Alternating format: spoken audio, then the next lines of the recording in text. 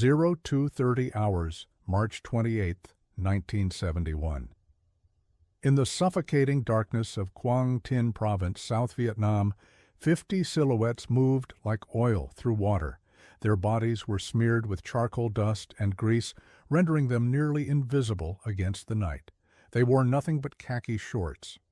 Each carried an AK-47 strapped to his back, satchel charges fastened to their chests, and grenades tucked into their belts. These were the elite commandos of the 409th Viet Cong Main Force Sapper Battalion, and they had been crawling toward their target for over 6 hours, covering the final 200 yards at a pace slower than a snail. Their fingertips probed the earth ahead of them, feeling for tripwires, for the slight tension of a claymore detonator, for anything that might announce their presence. When they detected trip flares, they used lengths of bamboo, carried clenched between their teeth to tie down the strikers. When they felt wires leading to the mines, they used wire cutters to snip 2/3 of the way through, then broke the rest silently with their fingers. The concertina wire was handled with the same meticulous patience, each strand separated without shaking the large coils that might rattle and alert a sentry. Ahead of them, Fire Support Base. Mary Ann slept under a false blanket of security. The garrison had become complacent. They had grown accustomed to silence in this sector, and many of the 231 American soldiers and 22 South Vietnamese troops inside the perimeter had come to regard their outpost as something closer to a rear echelon area than what it actually was, the division's most forward fire base. If this is your first time on this channel, welcome. Hit subscribe and tell us in the comments where you're watching from tonight. This story is going to take us deep into one of the most devastating sapper attacks of the entire Vietnam War, and then into the jungle where the hunters became the hunted. The 409th Sapper Battalion was no ordinary unit. These soldiers represented the apex of Communist Special Operations capability. Their training lasted anywhere from 3 to 18 months, depending on whether they would operate as regular soldiers or as raiders. Functioning outside formal military structure, they learned to move across hard ground, grassy fields, sandy areas, mud swamps, and water obstacles without making a sound. They practiced tiptoeing, duck walking, and crawling until these movements became as natural as breathing. They studied enemy defensive positions, guard rotation patterns, command center locations, fuel storage facilities, and ammunition dumps. Ho Chi Minh himself had outlined the requirements for these elite warriors during a military conference in October 1969. Determination to win must be strong, discipline must be strict, morale must be stable, be loyal to the party and the people, accomplish all missions, and overcome any difficulties. The sappers embodied this creed, and on this night, they would demonstrate exactly why American commanders feared them more than any other enemy formation. The assault force split into 3- and 6-man teams as they reached the zone between the inner wire barrier and the bunkers facing southwest. They had cut 4 large gaps through the concertina, 2 holes on each side of the road where it exited the perimeter. The second barrier was in such disrepair that many sappers simply walked across the rusty breaking steel strands. For the final obstacle, rather than risk having the snip of cutters heard by some alert sentry, they spread the wire apart and tied it open with bamboo strips. At exactly 0230 hours, their supporting mortars opened fire with devastating accuracy on the Tactical Operations Center and Company Command Post on the base's southeast side, and on the remaining American mortar and artillery positions in the northwest area. The fire base erupted into chaos. Captain Paul Spielberg was asleep deep inside the Tactical Operations Center when the first explosions tore through the night. The structure was a sturdily reinforced, half-buried bunker, and from its interior the muffled crashes initially sounded like incoming mortar fire. He rolled off his cot and began pulling on his boots and shirt. Before leaving the bunker, he grabbed his .45 caliber pistol from under his pillow. Lieutenant Colonel William Doyle, the battalion commander, was in his quarters when a sapper threw tear gas through the entrance. As he struggled desperately to escape the gas-filled room, a satchel charge detonated in the hallway, blowing the door from its hinges and flattening him. Picking himself up, he turned toward the door and came face to face with a sapper wearing nothing but bush shorts, a gas mask, and a full-body coating of camouflage. Time seemed to freeze. The communist drew back his arm to hurl another satchel charge. Doyle raised his .45 and shot him square in the chest. As the man fell backward, the bomb went off, blowing him to pieces and flattening Doyle a second time. 3 more charges exploded in the hallway before the colonel could dig through the rubble and escape the bunker. By then he was bleeding from fragmentation wounds in one leg and both arms. His ears were filled with blood, his eyes seared by the tear gas. He could barely hear, barely see, yet he kept fighting. For 45 terrifying minutes, the infiltrators sprinted throughout the fire base, expertly planting their charges among the frantic, befuddled Americans. The Tactical Operations Center became a towering pyre. The company command post was reduced to a bonfire. Its sandbagged entrance collapsed. Captain Richard Knight, the company commander who had led one of the best units in the entire division, lay somewhere within that inferno.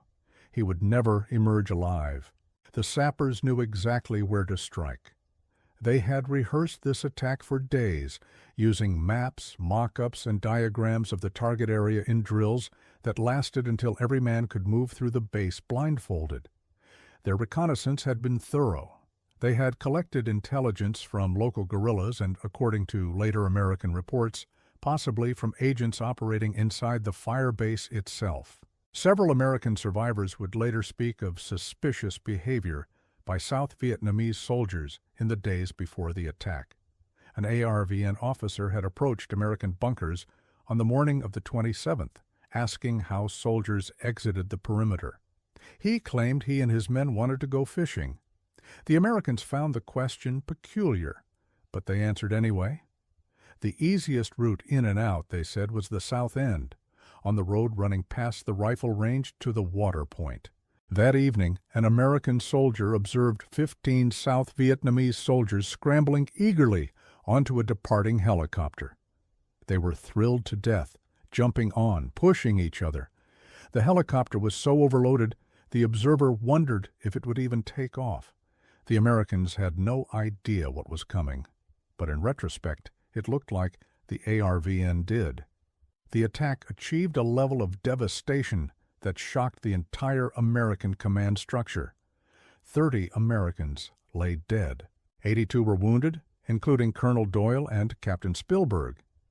The Tactical Operations Center and Company Command Post, the brain and nerve center of the fire base, had been reduced to smoldering ruins. Artillery pieces had been destroyed, ammunition and supplies were scattered wreckage. When the first helicopter gunship finally arrived overhead, commanded by Captain Norman Hayes of Troop D, 1st Squadron, 1st Cavalry, the surviving sappers were already beginning their withdrawal. Hayes's searchlight illuminated enemy soldiers in the wire, and they opened fire on the aircraft with small arms. The gunship engaged, and anything it fired on ceased firing back. But the sappers' mission was complete. Under cover of darkness and confusion, they melted back into the jungle, dragging their dead and wounded with them. 15 sapper bodies were collected from within the base the following morning. Blood trails indicated several more dead and wounded had been dragged into the jungle vegetation that surrounded the fire base. The attack force had suffered losses, but they had inflicted catastrophic damage on a position held by a numerically superior force. This was the essence of sapper doctrine, the blooming lotus tactic penetrating a fortified area and assaulting outward, allowing the few to fight the many, the weak to fight the strong. But the story does not end with the attack. What followed would become one of the most relentless manhunts of the entire Vietnam War. American commanders were furious. General Crichton Abrams, commander of the United States Military Assistance Command Vietnam, held Major General James Baldwin, the 23rd Infantry Division commander, personally responsible for the disaster. Baldwin would be relieved of his command, his career ending in disgrace. Both Colonel William Hathaway, the brigade commander, and Lieutenant Colonel Doyle received career-ending formal reprimands. Someone had to answer for what happened at Mary Ann, and the Army was determined to ensure nothing like it ever happened again. But punishment was not enough. The surviving sappers of the 409th Battalion were still out there, somewhere in the dense jungle canopy of Quang Tin Province. They had humiliated the American military on one of its own fire bases. They had demonstrated that no position, no matter how well fortified, was truly safe. And they had escaped into terrain they knew intimately, terrain that American soldiers had learned to fear. The orders came down through the chain of command within hours of the attack. Find them, track them, do not let them escape. The men who had done this would not be allowed to simply vanish into the jungle and strike again. The pursuit began at dawn on March 28th, even as medical helicopters were still evacuating the wounded from Firebase Mary Ann. Blood trails led southwest from the perimeter, disappearing into the triple canopy jungle that blanketed the ridgelines surrounding the firebase. Tracker teams were assembled, combat units were mobilized, and the hunt was on. American combat trackers were specialists in a dangerous and highly demanding form of warfare. Unlike regular infantry, they operated well ahead of conventional units, following trails that the enemy believed invisible. These teams typically consisted of 5 men, a visual tracker, a dog handler with a Labrador retriever trained to detect human scent, a cover man who protected whoever was leading the team, a team leader, and a radio operator. They traveled light without flak jackets or steel helmets, which were too heavy and hindered movement. From the moment their helicopters began to land, they were waiting for a bullet to hit them. The trackers dispatched to follow the 409th's survivors faced a formidable challenge. These were not ordinary Viet Cong guerrillas fleeing in panic. These were elite sappers, men trained in evasion and camouflage as thoroughly as they were trained in infiltration and destruction. They knew how to obscure their trails, how to set ambushes for pursuers, how to use the jungle itself as a weapon against those who followed them. The terrain itself was hostile to the Americans. Dense vegetation, limited visibility to just a few meters in most areas. The jungle floor was a tangle of roots, vines, and decaying vegetation that muffled sound and concealed movement. Insects swarmed in clouds so thick they could drive a man to distraction. The heat was oppressive, the humidity suffocating. Water sources were contaminated.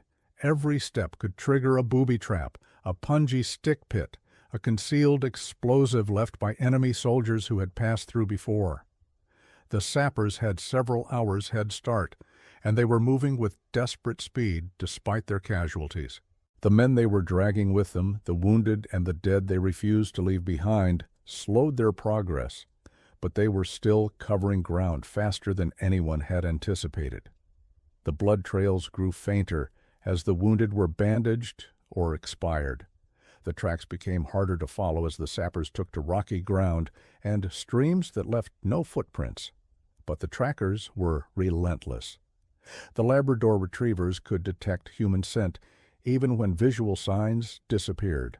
The visual trackers read the jungle the way scholars read ancient texts, interpreting bent twigs, disturbed leaves, and the subtle compression of vegetation into a narrative of enemy movement. Hour by hour, day by day, the pursuit continued. If you're still with us, take a moment to hit that like button. It helps this story reach more people who appreciate real military history. Now let us continue into the jungle. The first significant contact came on the second day of the pursuit. A tracker team following the main blood trail walked into a hasty ambush that the sappers had set along their escape route. The Viet Cong soldiers had positioned themselves in the dense undergrowth beside the trail, waiting for the Americans to walk into their kill zone. but the Labrador detected the human scent before the team reached the ambush point, and the coverman opened fire just as the enemy soldiers were rising to shoot. The firefight was brief and brutal. In the confined space of the jungle, with visibility measured in feet rather than yards, the engagement was fought at ranges so close that soldiers could see the expressions on their enemies' faces. The Americans called in artillery support, but by the time the shells began falling, the surviving sappers had already broken contact and disappeared deeper into the vegetation. They left behind 2 bodies. The Americans identified them as members of the 409th 2nd Company, the same unit that had led the assault on Firebase Mary Ann. Both men bore wounds, suggesting they had been hit during the attack on the firebase and had been unable to keep up with the main group. Rather than slow the evacuation, they had been left behind to spring an ambush on the pursuers, buying time for their comrades with their lives. This was the calculus of the jungle. Every engagement, every delay, every wounded man was a factor in an equation of survival. The sappers were making their pursuers pay for every kilometer of pursuit, trading lives for time and distance. But the Americans kept coming. By the 3rd day, the pursuit force had grown. Additional infantry units were brought in by helicopter to establish blocking positions along probable escape routes. Helicopter gunships prowled the jungle canopy, their crews watching for any sign of movement below. Artillery batteries stood ready to fire on any coordinates where the enemy might be located.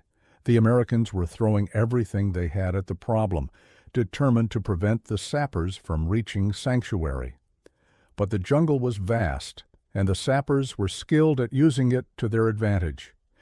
They moved at night when the helicopters were blind, concealing themselves during the day in positions so well camouflaged that American patrols could walk within meters of them without detection. They laid booby traps along their back trail, slowing the pursuit and inflicting additional casualties. They split into smaller groups, forcing the Americans to divide their tracking resources. The pursuit became a war of attrition fought in slow motion. Every day the tracker teams would pick up the trail again, following it through the endless green maze. Every day there would be ambushes, sniper fire, booby traps. Every day Americans would be wounded, sometimes killed. And every day the sappers lost more men, their numbers steadily diminishing as casualties accumulated and exhaustion took its toll. By the end of the first week, the original 50-man assault force had been reduced to a fraction of its strength. The 15 bodies left at Firebase Mary Ann, the wounded who had expired during the escape, the casualties inflicted during the running battles, all had taken their toll. Intelligence estimates suggested that fewer than 20 sappers remained alive and moving. The jungle itself was becoming as deadly an enemy as the Americans. Without access to medical supplies, the wounded could not receive proper treatment. Infections set in rapidly in the tropical environment. Men who might have survived their injuries with adequate care instead succumbed to sepsis and fever. Food was scarce, the sappers moving too fast to forage effectively. Water sources had to be approached with caution, as the Americans had learned to stake out likely resupply points. The psychological pressure was equally devastating. The sappers had been trained to operate in enemy territory, to endure hardship and fear, to maintain discipline under the most extreme conditions. But training could only go so far. These men had just executed one of the most successful sapper attacks of the war, only to find themselves hunted like animals through terrain that grew more hostile with every passing hour. Sleep was nearly impossible. Every sound could be an American patrol, a helicopter gunship, an artillery observer calling in coordinates on their position. The pursuit extended into its second week, and the remaining sappers began making desperate decisions. Some attempted to break away individually, hoping to survive alone rather than die with the group. Others tried to reach local Viet Cong infrastructure, villages where sympathizers might hide them, tunnel complexes where they could vanish underground. A few simply stopped running, choosing to make their final stand in positions of their own selection rather than be tracked down and eliminated on the enemy's terms. One group of 4 sappers was discovered holed up in a natural cave system on the 8th day. American infantry, guided to the position by tracker dogs, surrounded the entrance and called for the men to surrender. The response was a burst of automatic weapons fire that wounded one of the Americans. The decision was made to seal the cave with explosives rather than risk further casualties attempting a direct assault. The detonation brought down tons of rock, entombing the 4 men inside. Another group was caught attempting to cross a river that the Americans had placed under surveillance. Helicopter gunships engaged them in the open water, the heavy machine guns churning the surface into a foam of blood and spray. None of the swimmers reached the far bank. The tracker teams continued their methodical pursuit of the remaining survivors, following trails that grew increasingly faint as the number of men making them decreased. By the 10th day, intelligence suggested that the original assault force had been reduced to single digits. The men still moving were the toughest, the most skilled, the most determined. They were also the most dangerous, and the pursuit force was taking no chances. The jungle warfare of Vietnam was unlike any other conflict in American military history. The dense vegetation, the hostile environment, the elusive enemy, all combined to create conditions that negated many of the technological advantages that made American forces so dominant in conventional combat. In this green hell, experience and cunning mattered more than firepower. And the sappers who had survived this long had both in abundance. But even the best soldiers cannot run forever. The human body has limits, and the surviving sappers had pushed far beyond them. Days without adequate food had depleted their energy reserves. Wounds that had seemed minor were now infected and festering. The constant stress of pursuit had eroded their judgment and reaction time. One by one, they were being run to ground. The final phase of the pursuit unfolded during the 2nd week, as the remaining sappers made their last attempts to escape the closing net. The Americans had by now developed a comprehensive picture of the likely escape routes, and they had positioned blocking forces along each one. Artillery had pre-registered fire missions on choke points and probable hiding positions. Every avenue of escape was covered. The last significant contact came on the 12th day of the pursuit. A tracker team, following a single set of footprints, walked into another ambush, but this time the sapper who sprang it was alone and wounded.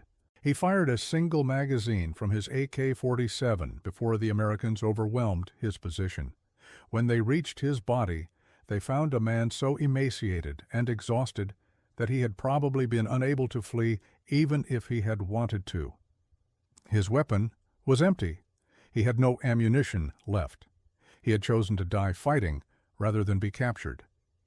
By the end of the 14th day, the pursuit force had accounted for the vast majority of the original 50-man assault force. Bodies had been recovered, prisoners had been taken, evidence of deaths from wounds and exposure had been documented. The 409th Sapper Battalion's 2nd Company had effectively ceased to exist as a fighting unit. But 2 men were never found. Somewhere in the endless green expanse of the Vietnamese jungle, 2 sappers had managed to evade every tracker team, every helicopter, every infantry patrol, every blocking position. They had survived 2 weeks of the most intensive manhunt that American forces could mount. They had outlasted their comrades, outrun their pursuers, and disappeared into the vast wilderness that had swallowed so many before them. Whether these 2 men eventually made it back to North Vietnamese lines, whether they found sanctuary with local sympathizers, or whether they simply died anonymously in some remote corner of the jungle, the American records do not say. The pursuit was called off after 14 days. The resources committed to it needed elsewhere. The 2 survivors, if they still lived, were left to the jungle. The attack on Firebase Mary Ann and the subsequent pursuit of the survivors left an indelible mark on American military consciousness. The disaster led to a comprehensive review of fire-based security procedures across all of Vietnam. Commanders who had grown complacent were reminded in the most brutal possible way that the war was not over. The enemy remained capable of striking anywhere, at any time, with devastating effectiveness. The 409th Sapper Battalion itself would eventually be rebuilt, its losses replaced by new recruits drawn from the seemingly inexhaustible population of North Vietnam. But the men who had attacked Fire Base Mary Ann, the soldiers who had trained for months for that single mission, who had crawled through the wire in the darkness and planted their charges among the sleeping Americans, those men were gone. Their legacy was written in blood and fire on a hilltop in Quang Tin Province and in the jungle trails where they were hunted to near extinction. Lieutenant Colonel Doyle never recovered from the disaster. The formal reprimand he received from Army Chief of Staff General William Westmoreland was a crushing blow. His marriage failed shortly after his release from the hospital. He developed a severe drinking problem. On a day in March 1984, 13 years after the attack, William Doyle's heart finally gave out. He was 52 years old. Captain Spilberg, speaking at the funeral at Arlington National Cemetery, referred to him as the last casualty of Firebase Mary Ann. The sapper forces of North Vietnam and the Viet Cong remained a threat until the very end of the war. Their ability to penetrate fortified positions, to strike at the heart of American installations, made them one of the most feared enemy formations in the entire conflict. But the pursuit that followed the Mary Ann attack demonstrated that even these elite warriors had limits. When stripped of the advantages of surprise and initiative, when forced to run and hide rather than attack and withdraw, they were as vulnerable as any other soldiers. The two men who escaped represent something more than just a footnote in the historical record. They represent the uncertainty that always attends warfare, the impossibility of ever achieving complete victory over a determined enemy fighting on his own terrain. For 2 weeks, the most powerful military force on Earth hunted them through the jungle, and 2 of them got away. That's the story of the 409th Sapper Battalion's attack on Firebase Mary Ann and the relentless pursuit that followed. If you made it this far, you understand why this chapter of the Vietnam War deserves to be remembered. The men on both sides, the Americans who fought to defend their firebase and then hunted their attackers through the jungle, and the Vietnamese who executed one of the most audacious special operations of the entire war, they all deserve to have their story told. If you want more stories like this, subscribe to the channel and hit the notification bell so you don't miss our next deep dive into military history. Leave a comment below telling us what conflict or battle you'd like us to cover next. And share this video with anyone who appreciates the real stories of what happened in Vietnam, beyond the headlines and the politics, down in the mud and blood where wars are actually fought. The jungle of Quang Tin Province is quiet now. The firebase that once stood on that hilltop has long since been reclaimed by the vegetation. The trails where tracker teams hunted sappers have been overgrown for decades. But the memory of what happened there endures, preserved in the records and the testimonies of those who survived, a testament to the courage, the skill, and the terrible cost of war. 2 men escaped, 50 did not. And somewhere in the collective memory of both nations, the story of that pursuit through the jungle continues to resonate. A reminder that in war, nothing is ever truly finished, and no victory is ever complete.